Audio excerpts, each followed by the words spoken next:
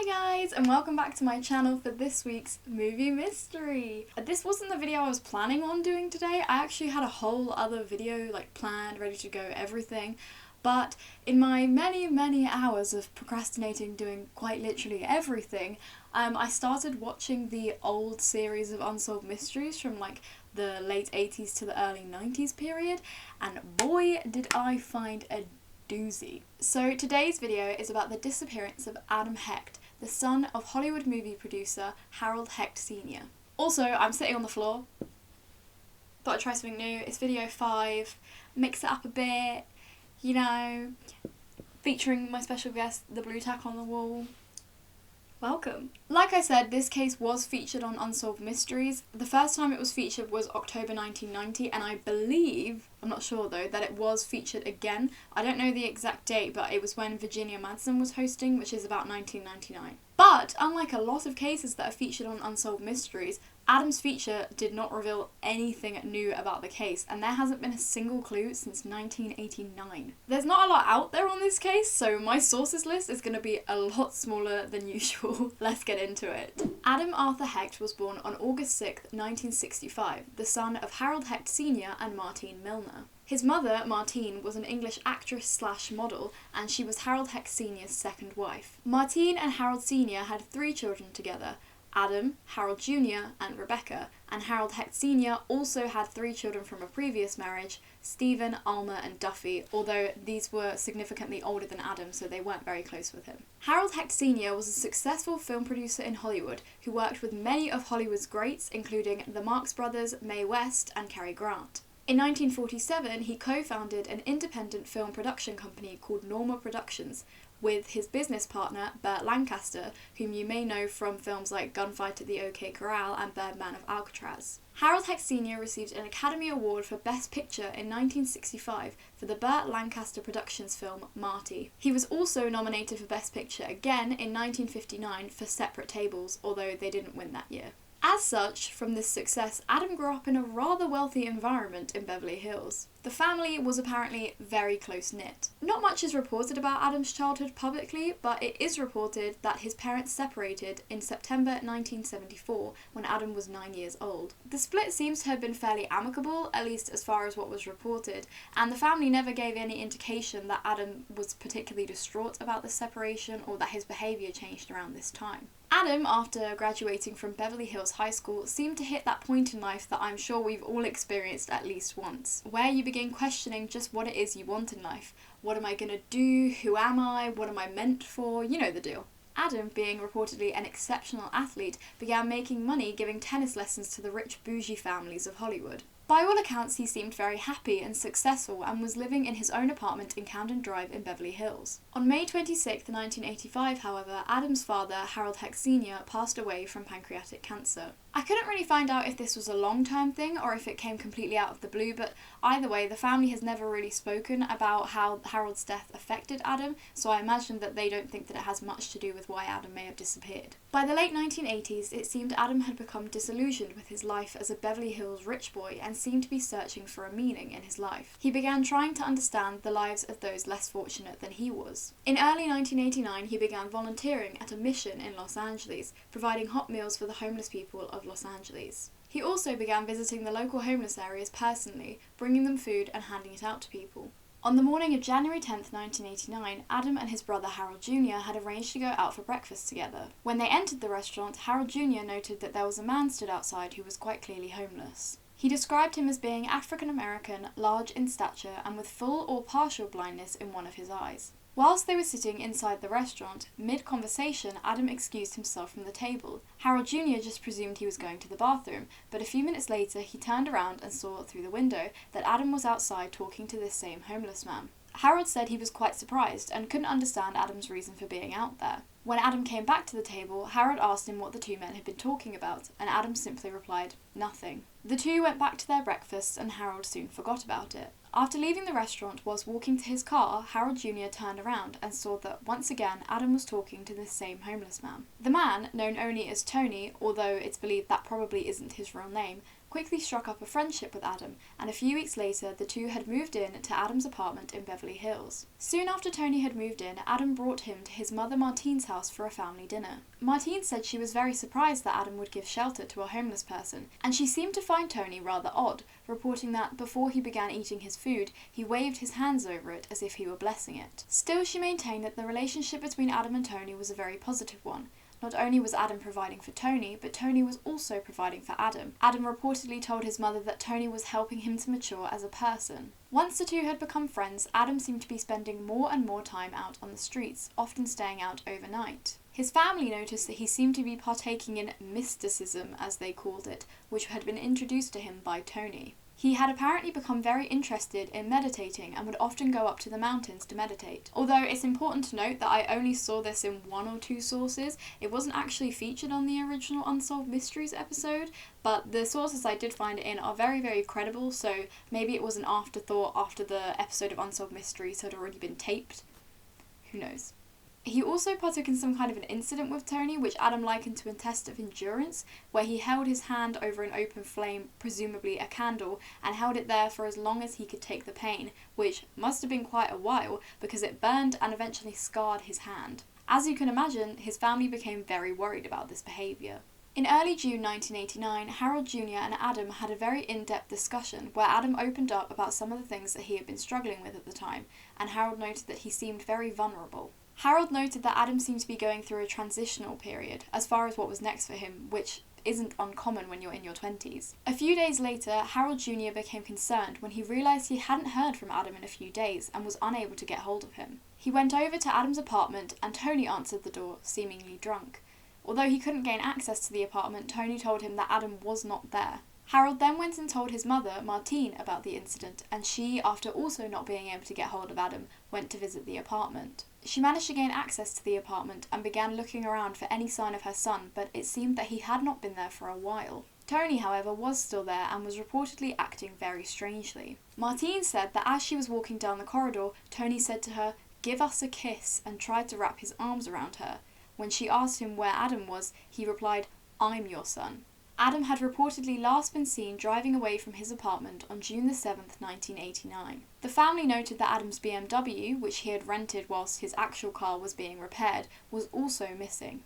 The family reported Adam to the police as a missing person, but with Adam being 24 years old, there's only really so much the police can do. He is his own person and he's allowed to go missing if he wants to. The family had Tony evicted from Adam's apartment on July 9th.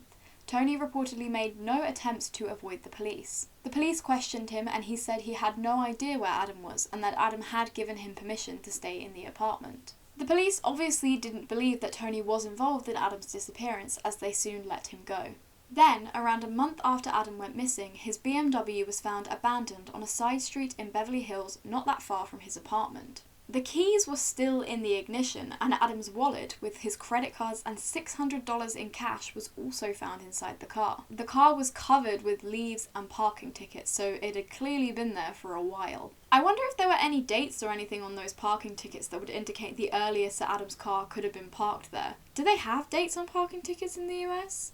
Surely they do, right? Otherwise, how would you know when you got the parking ticket? There weren't any other clues in the vehicle, no blood or anything, so the police presumed that it had been deliberately abandoned, perhaps by Adam himself. They also searched his apartment, but they couldn't find any indication that a struggle had taken place. Although obviously Tony had been living there for a while at that point, so he probably had time to tidy and clean up a bit if this was the case. The Beverly Hills Police Department never really got any clues after that. In 31 years, there hasn't been one single sighting of Adam Hecht. What happened to him, where he went, if he's even still alive. Adam's family were happy with the work the police did on the case and believed that they did everything that they could. The family themselves had a private investigator work with them for about 6 months, but ultimately he could not find any solid leads either. Duffy, Adam's half-brother, had flyers made and hired a crew to assemble a database and mail them out to police departments, campuses and coroner's offices all across the country, as well as to Europe, as Adam had been on holiday there before. Where in Europe? I have no idea. Why do Americans always say Europe as if it's just one country? Like you have Europe, and then also Europe. Europe. Not long after Adam went missing, Harold Jr. spotted Tony out on the streets of Beverly Hills. He asked Tony if he knew where Adam was, and Tony reportedly responded, "Look around Beverly Hills. Look around and you'll see something." Also, apparently a few years later, Duffy and Harold Jr. got word that Tony was in jail, and they went to visit him and ask him once again if he knew anything about Adam's disappearance, but he still couldn't offer them any information, and apparently they also offered him money and he still didn't know anything. The Beverly Hills Police Department has said that this case is still open but not very active, but they are continuing to investigate any new leads. A tip was submitted to the Unsolved Mysteries website a few years ago and said that there was a college professor named Adam Hecht who bore a strong resemblance to the missing person, but I have no idea whereabouts he was living. Police went and questioned him, and unfortunately it was not the Adam Hecht that they were looking for. So, what did happen to Adam Hecht? Where did he go? What are the theories? Well, the number one theory, and the one that the police seem to be leaning towards, is that Adam disappeared of his own volition, perhaps to join the growing population of homeless people in Los Angeles. His brother, Harold Jr., also believes that this is very likely. He reportedly had previously disappeared out of sight for several days at a time, presumably to live among the homeless people. Also, he had indicated just a few days before he disappeared that he had been struggling with questions about the meaning of his own life. So perhaps he just decided that he wanted to leave his life and abandon his family to go and live on the streets. There were no indications that Adam had been forced to disappear, no signs of a struggle in his apartment or in his car, and his family said that they weren't aware that he was involved in any dodgy dealings or drugs or anything. But what happened to him after this? Could he really have stayed hidden on the streets of Los Angeles for over 30 years with not one person reportedly seeing him? And is it likely that he would go 30 years without even trying to contact a single member of his family? Well, I actually think it's quite believable that Adam could have blended in with the growing population of homeless people in Los Angeles at the time, as in the 1980s the amount of people that were made homeless grew humongously. In LA County, 75,000 manufacturing jobs were lost between 1978 and 1982, and the film industry also shrank in the early 80s. And with the end of the Cold War, jobs within defense-dependent industries also plummeted. In 1990 alone, almost 20,000 defense-related jobs disappeared in Southern California. The price of renting also rose, and there were no new public housing units built in LA in the 80s. This period of time is what economists call the Great U-turn, and it doesn't seem unlikely that Adam would have been very easily able to blend in with the amount of homeless people at this time. However, there were only 16 homeless people reported to be living in Beverly Hills in 2019, and I also find it very unlikely that Adam would be able to be living on the streets of Beverly Hills for 30 years and that none of his family members would have spotted him. However, in June 2020, there were 66,433 people living on the streets in Los Angeles, so it probably would be a lot easier for him to blend in with them, and it could be very likely that he is still alive. Some also theorise that Adam did initially choose to become homeless but met with foul play later on, and that's why nobody's seen him in so many years. Some theorise that Adam may have been suffering from some mental illness brought on by his father's death. Perhaps this or some kind of physical altercation has led to Adam suffering from a dissociative fugue, and he's wandering the streets of Los Angeles with no idea who he is. However, I will say that I do find this very unlikely, as no one has seen him in 30 years, and I feel like if he couldn't remember who he was, then he wouldn't be actively trying to hide from people from his previous life. Some have also speculated that Adam may have been gay and was worried about coming out to his family. They believe that Adam may have been in a relationship with Tony. However, there are no indications that this is true.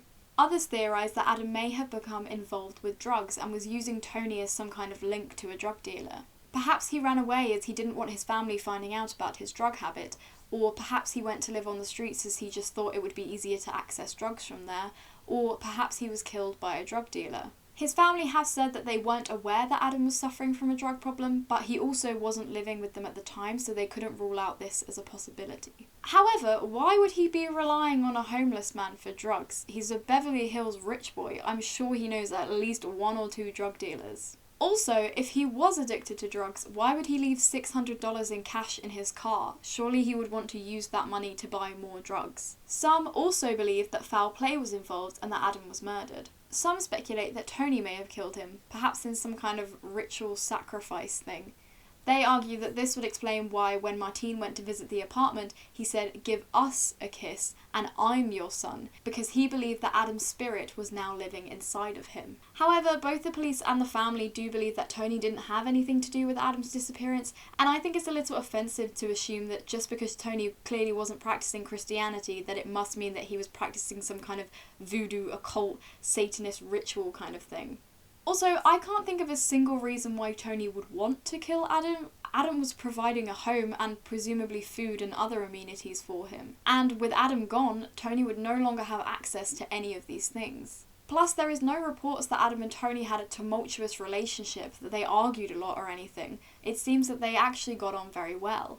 Although some have indicated that Tony does seem very unstable, and Harold Jr. said that it seemed that Tony was suffering from some kind of brain damage, like he'd been hit in the head in the past. However, if he was so unstable that he would kill Adam, a man who had been nothing but nice to him as far as we know, then surely he would have been caught harming or killing somebody else in the 30 years since Adam disappeared. Although I did see that he had been to prison before, obviously because nobody knows his real name, it's not possible to check what this was for. The host of the Trace Evidence podcast theorises that perhaps when Adam went out on the streets, he normally left his money inside of a car, as he knew that it was quite dangerous to be carrying around such a large amount of money in an area where you don't really know how stable some of the people are. He argues that perhaps someone did try and rob Adam, as he probably would have stood out among everybody else, and they became angry when they realised that he didn't have any money on him.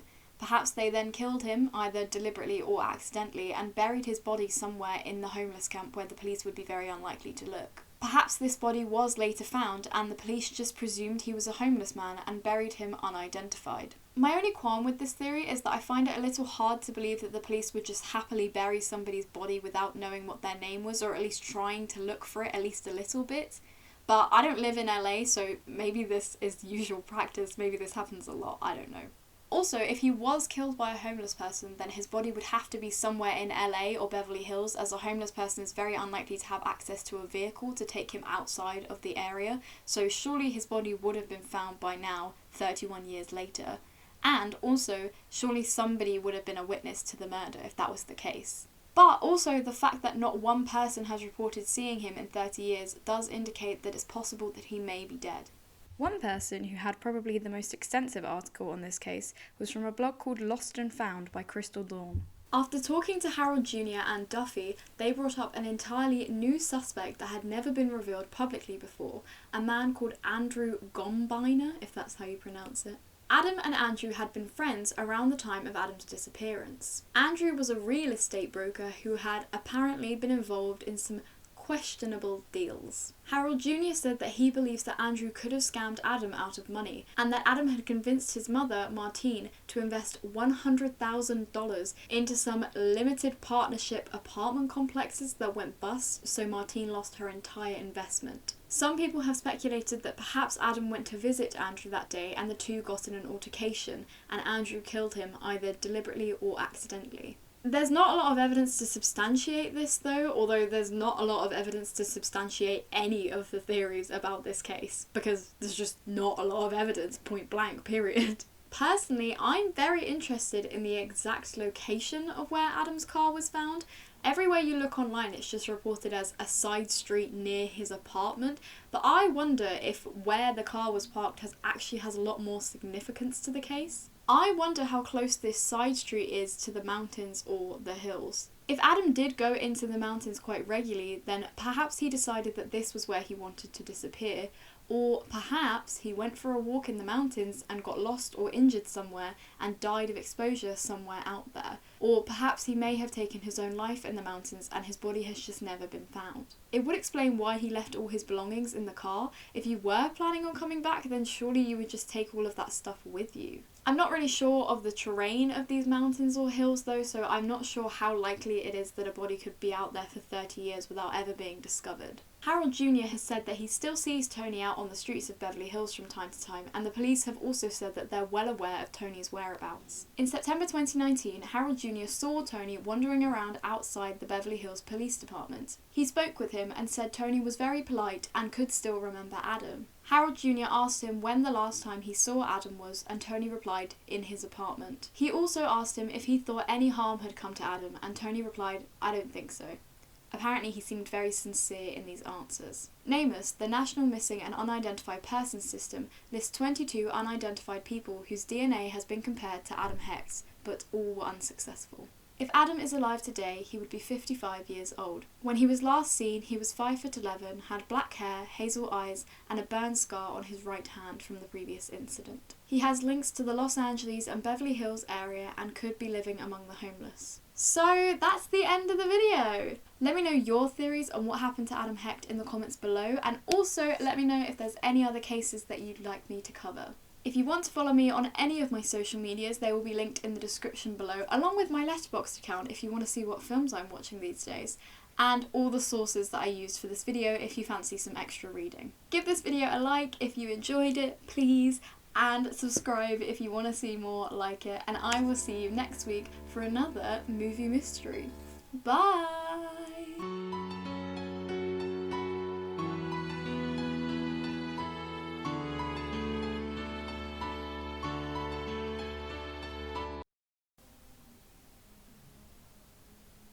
Are you actually kidding me? My neighbour is listening to calypso music so loudly.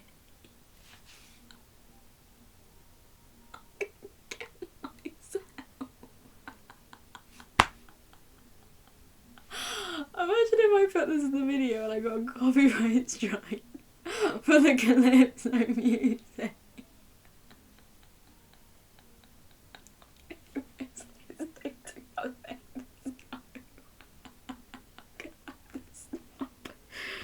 Oh my god.